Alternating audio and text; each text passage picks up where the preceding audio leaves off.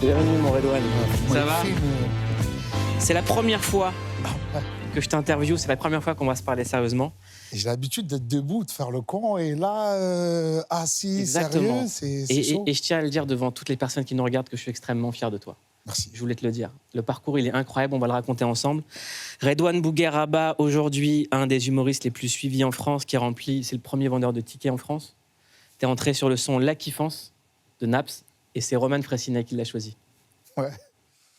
Redouane Bougueraba, c'est la kiffance. On a fait un été ensemble, Summer Tour. Tous les jours, il mettait un short qui appartenait clairement à sa fille de 2 ans et demi. Le short, il faisait 4 cm de long. Par-dessus, il mettait une énorme banane. Donc, il y avait des angles de vue. On avait l'impression qu'il était tout nu, juste avec une banane. Et tous les jours, la rigolade, c'était exceptionnel. Redouane Bougueraba, c'est la kiffance. Est-ce que c'est la kiffance en ce moment? Écoute, ce qui m'arrive en professionnel, c'est la kiffance. Parce que je suis entouré d'artistes exceptionnels, dont Roman Fressinet, et qui m'a accompagné justement à réaliser mon rêve. Et voilà, on va en parler là. De finir au Vélodrome, pour moi, c'est impossible. 4 dates exceptionnelles en 2024 de Redouane Bougueraba, réservées maintenant parce que ça part toujours très très vite avec Redouane. On m'appelle Bercy Accor Arena les 12 et 13 juin à l'Accor Arena de Paris. Ouais. On m'appelle LDLC Arena Lyon le 15 juin à Lyon. On m'appelle Orange Vélodrome Marseille le 22 juin au Vélodrome.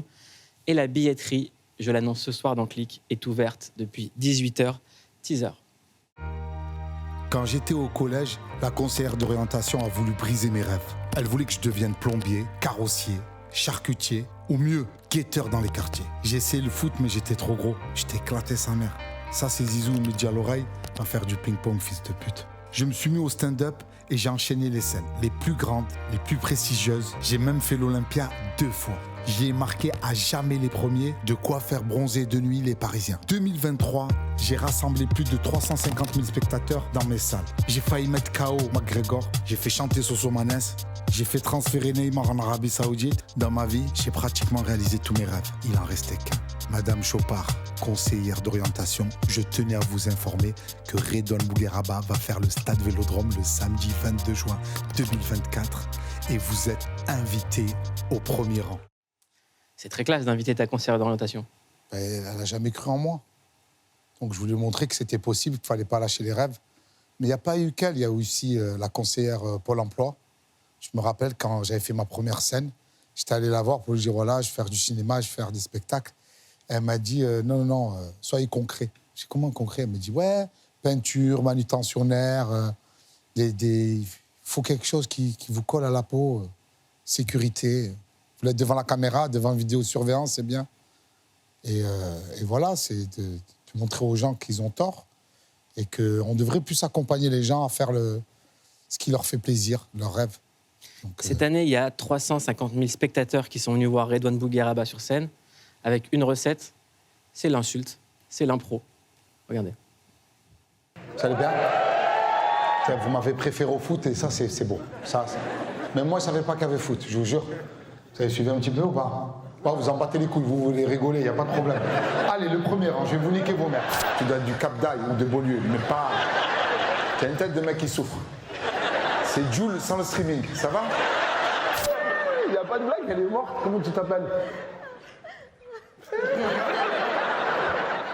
Parle ta grand-mère, on n'a pas le temps, parle. C'est votre mari le gros? Il avait le gros?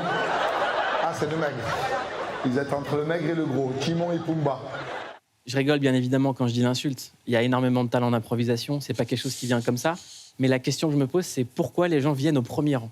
Ben, tu sais, c'est pas vraiment des insultes, c'est dit avec bienveillance.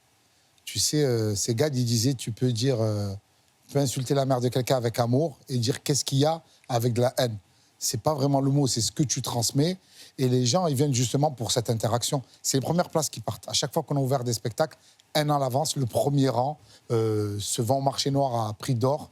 Les gens se jettent sur le premier rang. Ils cherchent justement cette interactivité. Est-ce qu'il y a un côté libérateur, en fait? Est-ce qu'il y a une catharsis populaire dans le fait de venir se faire tabasser par un humoriste? Non, mais il y a les gens, ça n'a rien à voir. Il y en a qui disent, ouais, on est sadomaso, on y va, on se met au premier rang. Non, il y a vraiment ce truc de parler cru, parler vrai et se retrouver cet humour qu'on avait sur les bancs d'école, à l'école. Tu sais, la vraie charriade, comment on se taillait, on s'est toujours taillé en dehors, à la maison, en bas de chez toi, à l'école. Et les gens veulent retrouver ça, cet humour-là. Moi, la première fois que j'ai entendu parler de Redouane Bougueraba, c'était il y a quelques années, dans les années 2010. Je présentais sur Canal+ une émission qui s'appelait Repérage, qui repérait des humoristes. Et je fais la connaissance de ton frère, Ali Bougueraba. Je voulais m'envoler au-dessus de mon quartier pour voir ces places ombragées, pour voir ces petits qui courent. Tu fais quoi, là? Ouais, je me fais un kiff. Non, mais sérieux, à chaque fois, les gens ils montrent à la télé les images des mecs 10 ans après. Et moi, je voulais en être, quoi, tu vois. Je me suis dit, quand on va montrer tes images, je veux être là. Ouais, mais tant que tu me mets l'œil, tant que je cartonne jamais. Et il y aura Non, jamais comme de ça, première Farine, fois. que je te mets pas merci. C'est important pour moi, tu vois, c'est la première fois, donc... Tu viens d'où, en fait? Je viens de Marseille. Dans ma ville, il n'y a rien. Pourtant, elle est grande. Merci. Et ton frère, donc je le rencontre, Ali Bougueraba, qui a ouvert la voie dans la famille au spectacle, qui a fait du théâtre, qui a eu un Molière. Il a eu un Molière. Et il vient me voir en me disant, on est cousins, il va falloir que tu aides toute ma famille. Ah ouais. C'est lui qui a ouvert la porte. Non, metteur en scène, c'est lui, j'ai fait sa première partie. C'est lui qui m'a donné envie de faire ça. Je pense que... Et déjà, j'ai appris qu'on était cousins. Bon, on est cousins. Ça, c'est Bah incroyable. oui, les Kabyles, tu as bu de l'huile d'olive une fois avec un, tu fais partie de la famille. Non, On est une grande famille. On est une très grande famille, mais on est tous, on a eu la ramification Zinedine Zidane. Qui nous a, 98, il nous a tous cousinifiés. On est tous cousins depuis 98. 2 coups de tête, on est cousins. 2006, ça s'est un peu fragilisé. Et après, il a pris 4 Champions League avec Madrid. La grande famille. Donc tu grandis à Marseille, dans le quartier du Vieux-Port, rue de la République. Après, vous déménagez ensuite dans le quartier du Panier. Panier, quartier historique, mais qui a fait émerger énormément d'artistes, comme Laura Luciano, Bouga, Belzins Down. Plein de gens sont issus de là. Parents originaires d'Algérie, de Kabylie. Père propriétaire d'un bar-restaurant à Marseille, dans le Panier. C'était quoi l'ambiance d'un bar kabyle dans les années 80-90 dans le Panier? Il avait... c'était plus à Saint-Charles, c'était boulevard d'Athènes. Il avait un bar et je te jure, c'était un vrai bar marseillais, en fait, tenu par des Kabyles, comme à Paris.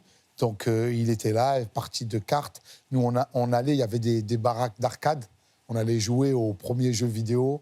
Tu avais Street Fighter, tu avais Double Dragon, tu avais un jeu de guerre d'avion.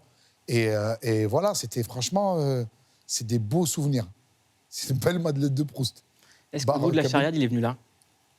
Ouais, le goût de la charriade, il est venu à l'école très tôt. Très tôt. J'ai commencé, j'étais Ali, très introverti.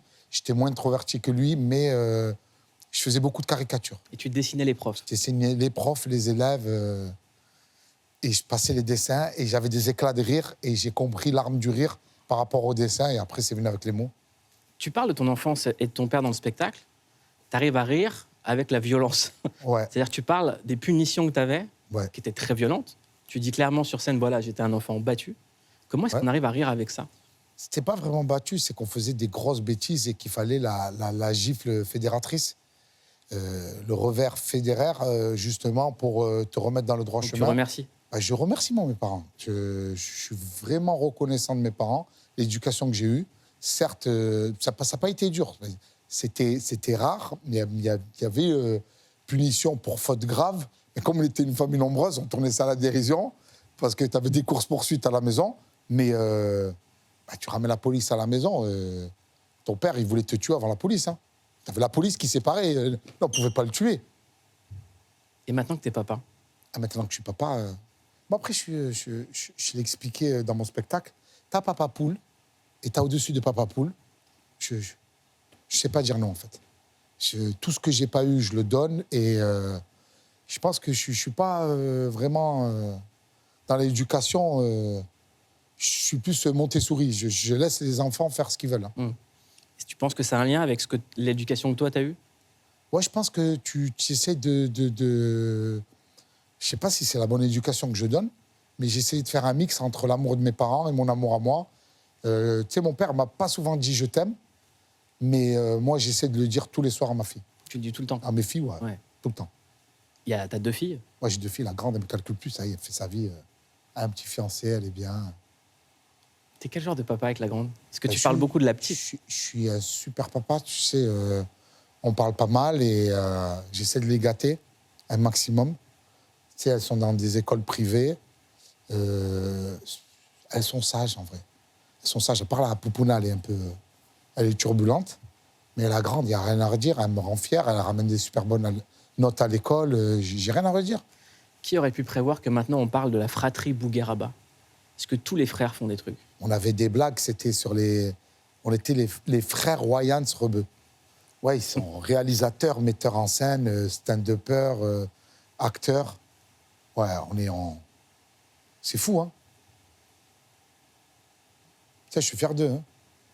Ben, ils ont leur film qui sort le 27 décembre. Les Secpa 2, Les Secpa 2, au ski, au ski. produit par Jean Rachid. Exactement, Jean Rachid qui fait partie aussi de la fratrie. On va en parler dans un instant de l'impact de Jean Rachid, de Grand Corps Malade, de toute cette équipe. On regarde la bande-annonce des Secpa. Ça fait 60 ans que le lycée s'affronte dans une Olympiade. Nous sommes la risée de tout le monde. Mais pourquoi on n'appelle pas les Secpa? Mais ça, c'est une excellente mauvaise idée. On est des tueurs en sport. Mais bon, c'est dommage, ils sont enfermés à Marseille. C'est les Secpa. Si il s'agissait de foot des glaces. Si c'était du free fight des neiges. Oh, et pourquoi vous là? Tout ça, mon collègue, toi! Je dirais, mais allons-y. Mais là, c'est du sport d'hiver. Faites en sorte qu'il soit là dès demain.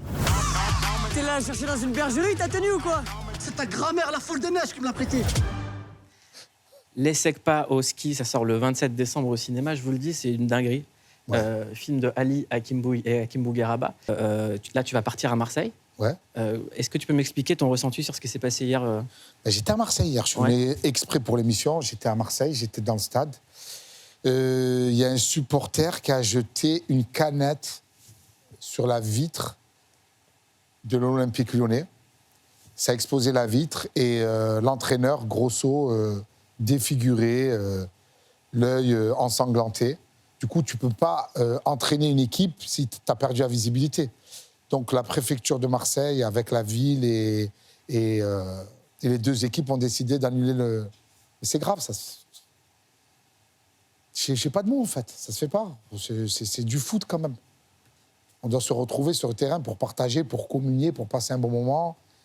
Et là, l'hooliganisme nous écœure du foot, du sport. Quel message t'as à leur adressé? En fait, c'est pas Marseille, ça. Ça représente pas les 99,9999 supporters marseillais qui sont venus justement pour célébrer. C'est que les supporters avaient fait des tifos. C'était une grande fête. On voulait se retrouver face à Lyon, justement, pour un bon match. Et voilà, t'as toujours 2-3 cons qui font n'importe quoi, qui ont besoin d'exister. Tu peux pas, hein. Des teubés, il y en a de partout. Ce soir, c'est le Ballon d'Or. Oui. Est-ce que tu as un pronostic? L'année dernière, Mouloud, ici, j'ai pronostiqué C'est vrai. Karim Benzema. Ouais. Donc là, c'est facile pour moi, le Ballon d'Or. C'est qui? Bah, c'est Messi. C'est la Pulga, la puce. Bah, Messi, il a remporté la Coupe du Monde au Qatar avec l'Argentine. Bon, une saison pas ouf avec le PSG. Mais tu ne peux pas lui enlever qu'il lui manquait que ce titre. Je pense qu'ils vont lui donner, pour toute sa carrière, ce qu'il a fait avec le Barça, ce qu'il a fait avec l'Argentine. Il arrive avec les très, très grands. Voilà, c'est le GOAT, c'est la chèvre. Hein. Je sais que Messi, s'il gagne le Ballon d'Or, il n'aura qu'une envie, c'est de se faire roaster par Redouane Bougueraba. Ah ouais. On en parle juste après ce sujet. Redouane Bougueraba, vous êtes le roi de l'improvisation. Et sur scène, vous excellez dans l'art de vous moquer des gens. Ça va, madame, vous allez bien? Vous ressemblez au Doc dans Retour vers le futur. Vous dites d'ailleurs que ce sont les places au premier rang de vos spectacles qui sont les premières à être vendues. Les gens adorent ça et ils en redemandent. Mais vous n'êtes pas le premier à le faire. You wanna hit my vape pen? Oh, sorry, nigga, I'm trying not to get herpes. My bad. Le fait de monter sur scène et se moquer de son public ou d'une personne en particulier, ça s'appelle le roast. Et ça nous vient du stand-up américain. Et le moins qu'on puisse dire, c'est qu'ils en ont fait un art. Donald Trump, you are known for your terrible haircut, and now I can see why. You look like Justin Bieber caught on fire. Émission spéciale, cérémonie, série, le roast est partout aux États-Unis. Mais le premier roasté de l'histoire, lui, était français. Il s'appelait Maurice Chevalier et il s'est fait roaster au New York Friars Club en 1949. Et depuis ce jour-là, l'humour n'a plus jamais été pareil. Solution is honesty. laughter, and comedy. In short... Vacation. What? No. I am talking about a roast! Mais attention, car passer sur le grill, ce n'est pas donné à tout le monde. Et en France, on a l'impression que c'est beaucoup plus compliqué. Là, il se passe quelque chose. Là, oui. Là, on fait des entrées. Juliette? Oui, c'est vrai. Je m'attendais pas à cette intervention. Enfin, compliqué, mais pas pour vous visiblement, Redouane, puisque vous remplissez toutes vos salles.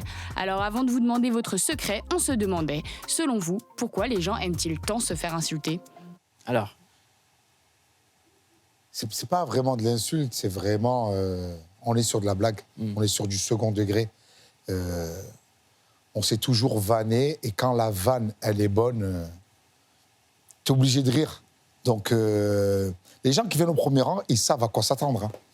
Donc, Redouane, quand on a le succès tard comme toi, ce qu'il faut le dire, ça arrivait très très tard. T'as quel âge? Ah ben, je suis 43. Hein. 43. Ouais. Et que t'as galéré extrêmement longtemps avant que ça fonctionne. Quand ça marche, qu'on remplit des stades, qu'on va faire le Vélodrome, est-ce qu'on a un sentiment de revanche ou pas du tout? Non, je pense que ça arrivait au bon moment, parce que je crois que trop jeune, je faisais pas ça déjà, mais je pense que tu peux vite exploser, te retrouver comme Mathieu Perry dans la drogue ou l'alcool, dans des mauvais bails. Je pense que je suis arrivé au moment où j'étais mature, père de famille, je dois donner l'exemple. C'est un peu mes garde-fous qui m'empêchent de partir dans tous les sens. Et vraiment, je kiffe, j'apprécie.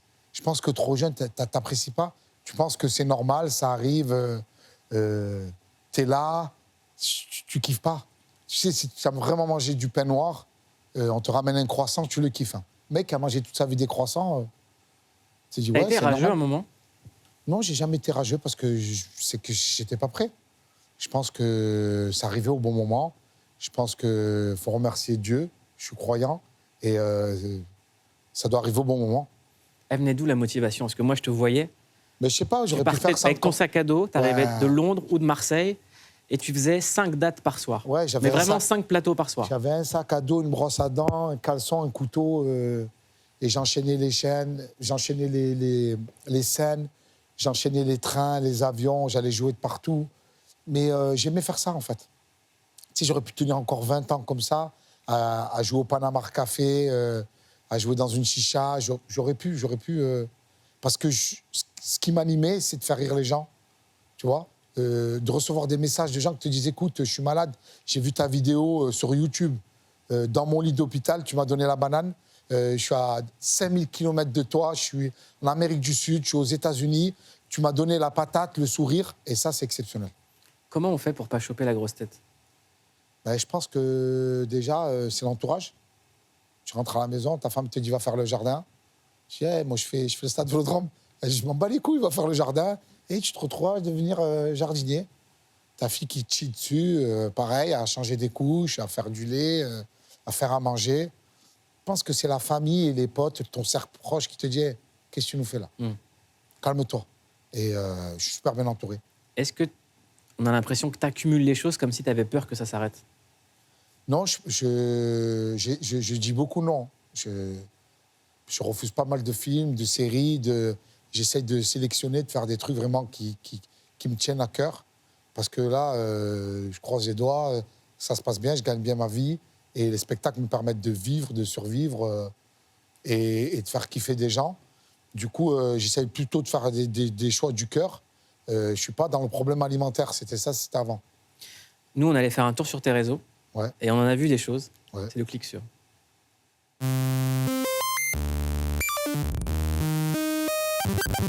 On a cliqué sur vous, Redouane Bougueraba. Enfin, devrait-on dire, le chroniqueur phare de l'émission Click. Ok, la starlette.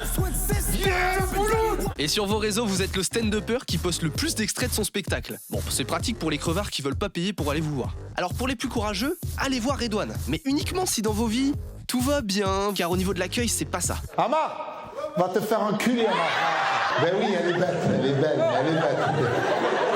Non, parce qu'en même temps, votre public, c'est un délire. Hein. Pensez à vérifier les bracelets électroniques à l'entrée. Pourquoi tu touches les zizi quand tu me regardes? Un public que vous malmenez pas mal. Du coup, forcément, quand ils vous font un cadeau, il est un peu empoisonné. Vous avez un cadeau, madame. Allez-y, madame, donnez-moi le cadeau. On dirait Kadhafi. La vie. Vous avez un cadeau pour moi? Ah ouais. Allez, bâtard. Ah car oui, vous êtes Marseillais, et forcément sur Insta, ça se voit. Nous sommes les Marseillais! Du coup, pour venger votre public et les Parisiens, on a fouillé toutes vos publications. On s'est aperçu que capillairement, vous vous rapprochez plus du nid d'oiseau. EDF, fournisseur d'électricité. Sauf sur France 5, où vous vous êtes fait une coupe de Jean-Guillaume, conseiller en assurance. Vous voulez que je vous nique vos mères? Vous tenez super bien l'imitation de Cristiano Ronaldo. Bon, le texte est pas dingue, mais on y est. Cristiano est venu le voir, il a fait frérot. Frérot, c'était bon. Bon allez, on vous laisse. PS, mon ex va voir votre spectacle le 10 novembre. Je lui ai dit de se mettre au premier rang. Faites-vous plaisir, allez-y, faites-le pour moi. Je vais pas rester trop longtemps, il y a la street qui m'attend. J'y vais les amis. Prenez soin de vous. Ciao frère.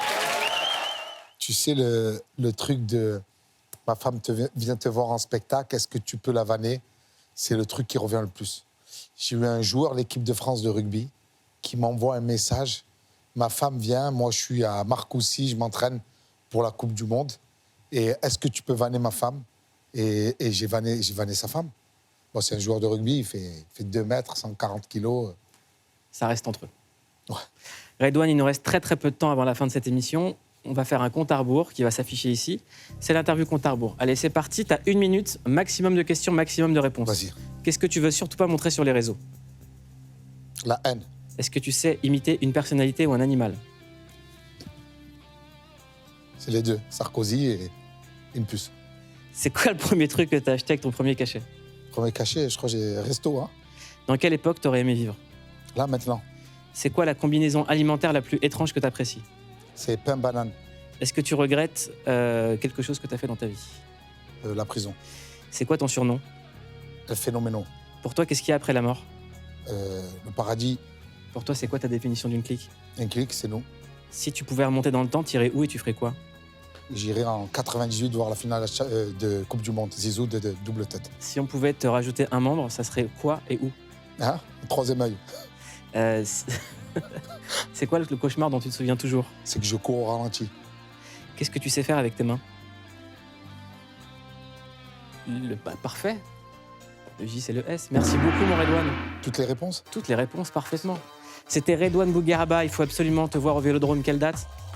Le 22 juin 2024. Exactement. Prenez vos billets. Passez une excellente soirée sur Click. Vous pouvez nous écouter partout en podcast, sur MyCanal et sur YouTube, sur tous les réseaux sociaux. Bisous. C'était Redouane Bougueraba dans Click.